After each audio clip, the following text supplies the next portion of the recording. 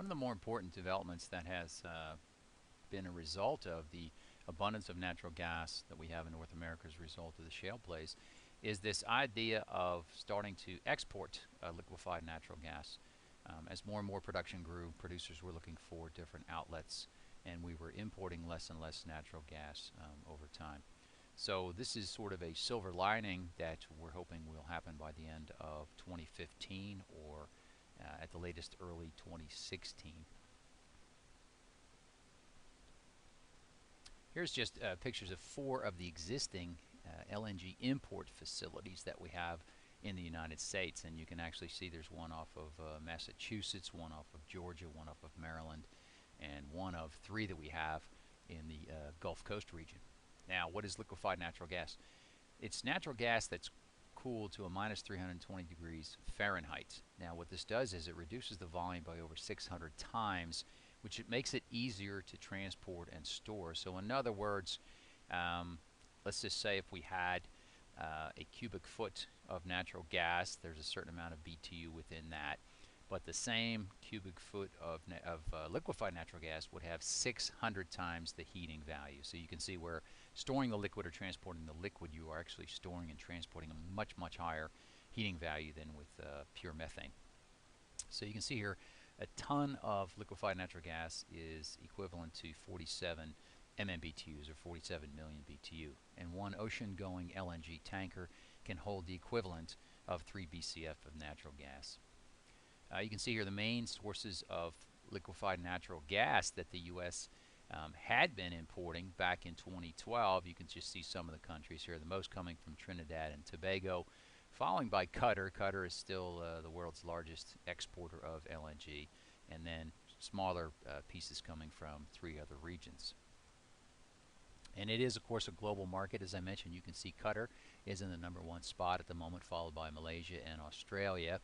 The fact is, Australia has some major projects going on off their west coast, not only offshore production of natural gas, but large facilities, one in particular being the Gorgon project, which has ExxonMobil as a partner.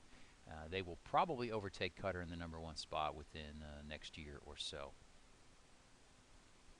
And then the markets, you can see Japan is the largest importer of LNG. Japan has absolutely no natural gas production themselves, likewise with South Korea, and so they have to import 100% of the natural gas that they do consume. China in the 3rd slot. Now, China has some natural gas reserves, but they're not developed yet. They actually have some shale plays. Pricing around the world varies from region to region. In Japan, they price LNG landed off of the price of crude oil that's imported, the so-called Japanese cocktail. What it amounts to is just the average price for the crude oil that's been purchased as cleared through their customs. And so it's Japanese cleared customs crude pricing, but it's just referred to as the Japanese cocktail. In Korea and Taiwan, again, it's the price of LNG landed is tied to the BTU equivalent basket of crude oil postings. In the UK, continental Europe, and Southeast Asia, it's a combination of oil and coal prices, again converted to a BTU basis, and then the pricing for LNG on a BTU basis is the equivalent. Now, in the United States and Canada, we have been traditional importers, and we have very limited export facilities, but we have a competitive natural gas marketplace. As you all know from your studying in earlier lessons, we have the New York Mercantile Exchange. So we have an open, active, competitive marketplace for natural gas.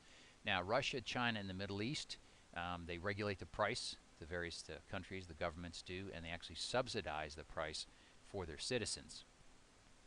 You can see here that because of the growth in the shale gas, we have steadily declined our imports over the years. Now, the U.S. as an exporter, some of the reasons it makes sense for us, we do have a surplus gas supply. The shale plays and the tight formations have resulted in abundant, relatively cheap supply of natural gas. $3 or less is an extremely cheap price for natural gas. And the EIA estimates that we're producing about 3 BCF a day more supply than we have market for. And as I mentioned in the previous slide, we have a competitive natural gas-based pricing market. This is actually causing some renegotiations of some of the existing global contracts. In other words, Japan sees the coming of LNG exports by the United States, and so they're already talking to some of their suppliers and saying, you know, look, we want to get off of this crude oil pricing type of mechanism in our contracts and convert over to some type of natural gas index. We have existing LNG import facilities, those pictures I showed you in the beginning, and we actually, believe it or not, we are exporting virtually at the moment. Since we no longer need natural gas imports in the form of LNG, what's happening is those entities in the United States who have contracted for tanker loads are literally selling them mid-sea, so to speak, sending them to different ports rather than coming to the United States. And then we actually have had for about 20 years a small LNG export facility off the coast of Alaska in a point called Kenai, and that's been operated by ConocoPhillips. You can see here now the red squares represent existing LNG points. Again, off of Massachusetts, Cove Point, Maryland, Elba Island, Georgia, and then we have about 4 in the Gulf Coast area. Now, these are going to be the logical facilities to export. They have about 60 to 70% of the infrastructure in place already. They can handle tankers for offloading. They have onshore storage. They have connections with pipeline companies. So what they're doing is they're building the the liquefaction trains. We talked about the fact that the natural gas has to be super cooled. Well, that takes a liquefaction facility or train to be built. So in other words, they've got a lot of the infrastructure already in place. So some of these other companies that believe they're going to dive into this particular arena are not going to have the facilities. It's going to cost them a considerable amount more investment.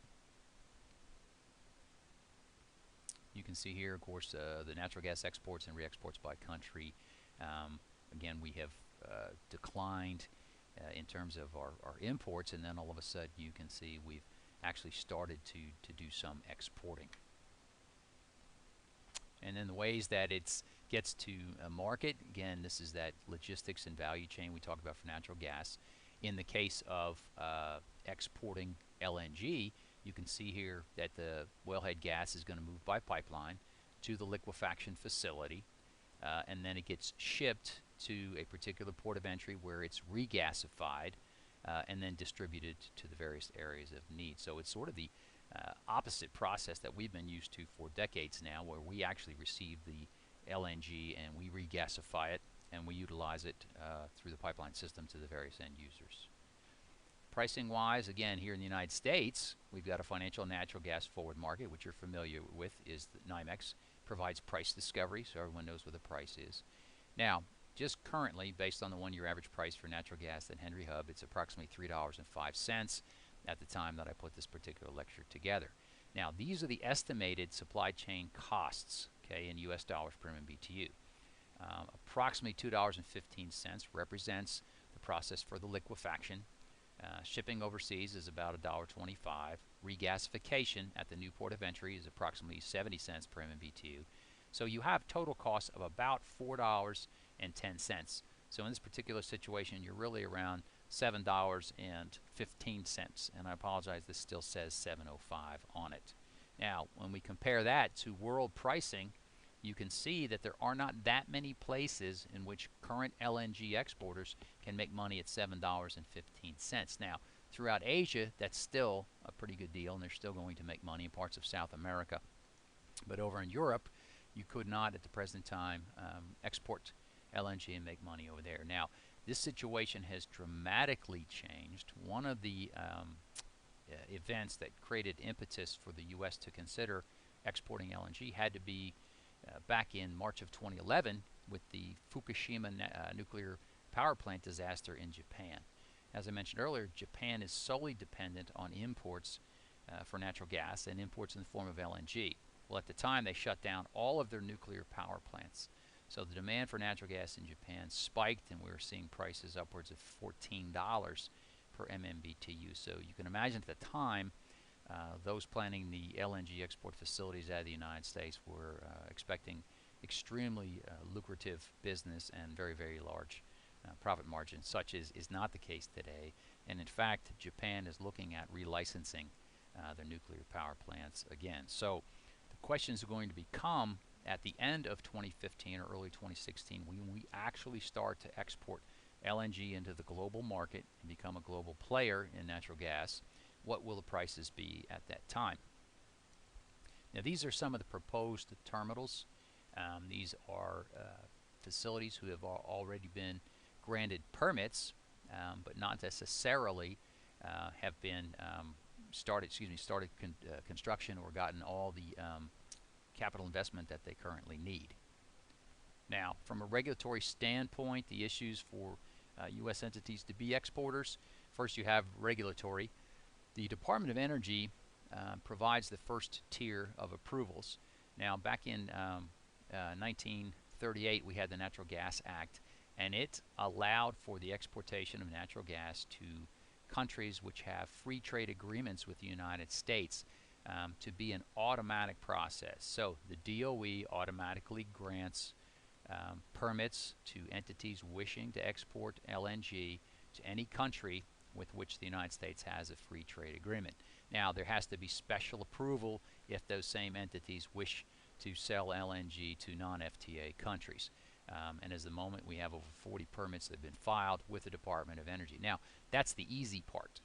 Now, the Federal Energy Regulatory Commission, which, as we talked about before, has jurisdiction over all natural gas pipeline facilities, they, in fact, are going to have to do the final approvals.